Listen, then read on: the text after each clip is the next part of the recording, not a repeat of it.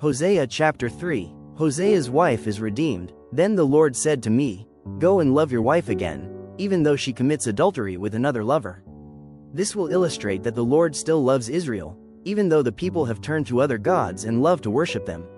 So I bought her back for 15 pieces of silver and 5 bushels of barley and a measure of wine. Then I said to her, "You must live in my house for many days and stop your prostitution. During this time, you will not have sexual relations with anyone, not even with me." This shows that Israel will go a long time without a king or prince, and without sacrifices, sacred pillars, priests, or even idols.